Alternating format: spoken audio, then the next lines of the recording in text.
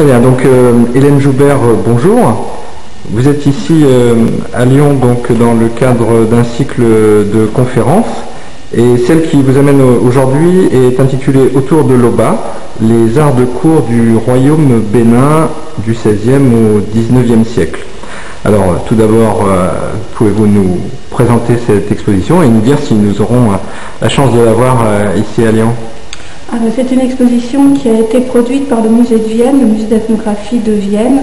et qui aura une itinérance assez longue en Europe. Elle passe donc par Paris pendant cet hiver où elle est présentée au musée du Quai Branly jusqu'à la fin décembre. Et ensuite, elle part à Berlin, au musée d'Alem, et puis elle termine sa tournée par l'Art Institute de Chicago aux États-Unis. Donc c'est une exposition très importante, plusieurs centaines d'objets, essentiellement en bronze et en ivoire, qui proviennent donc de ce fameux royaume de Bénin qui est situé au Nigeria. Ne pas confondre évidemment avec le pays moderne Bénin qui est voisin du Nigeria. Donc ce royaume a eu une période particulièrement faste dans le domaine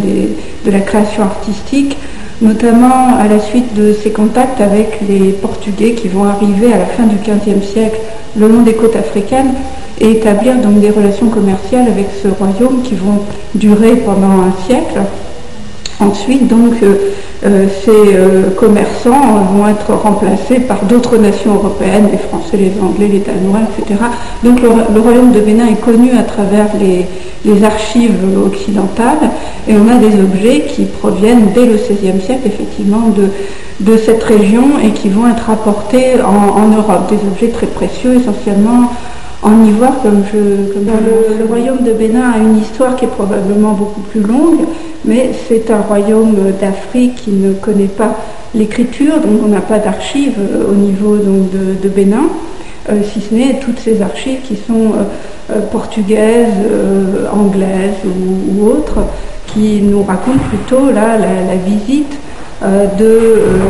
d'occidentaux au palais, donc qui décrivent la ville, qui décrivent le palais, mais par contre, effectivement, la tradition est orale en Afrique, à Bénin, et elle a enregistré une généalogie assez longue de rois qui nous permet de supposer que ce royaume est probablement fondé avant le XIIIe siècle, avec deux périodes, qui est une première période un peu mythique,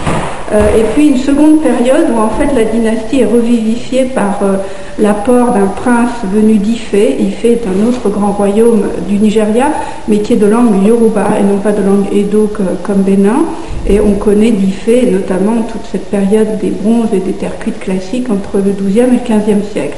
Donc probablement vers le XIVe siècle ou un peu avant, il y a un problème de transmission du pouvoir à Bénin et on envoie chercher un prince Yoruba à Ifé qui va venir au rang de Miyan, qui est en même temps dans la mythologie Yoruba un des derniers fils du roi mythique qui a fondé la ville d'Ifé. Donc on est effectivement dans un temps qui n'est pas tout à fait historique, qui est peut-être plus un temps mythique, mais qui est attesté notamment par la transmission de certains mots qui sont de langue yoruba qu'on retrouve dans les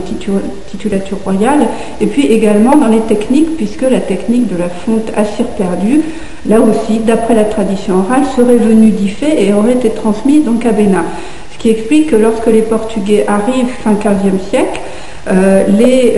fondeurs qui travaillaient pour le compte exclusif de l'Oba, c'est-à-dire du roi, connaissaient cette technique de la fonte à cire perdue, connaissaient le principe des mélanges et des alliages avec le cuivre, le zinc, etc., pour produire des laitons. Et une des monnaies que les Portugais vont apporter, ce sont les manilles en métal, en laiton, justement, des petits bracelets, qui vont servir de monnaie d'échange et qui vont être immédiatement refondus, ce qui explique ce développement très important des arts de cour à partir des alliages cuivreux et tous ces objets donc, qui sont produits par les artisans fondeurs pour le palais. Donc Hélène Joubert, vous gérez également le patrimoine africain au musée du Quai Branly. Est-ce que l'ouverture de ce grand musée est une forme de reconnaissance pour les arts exotiques, entre guillemets, dont l'art africain, qui qui autrefois n'était pas vraiment reconnu en tant que tel par les autorités académiques. Écoutez, absolument. Je pense que le musée du Quai Branly est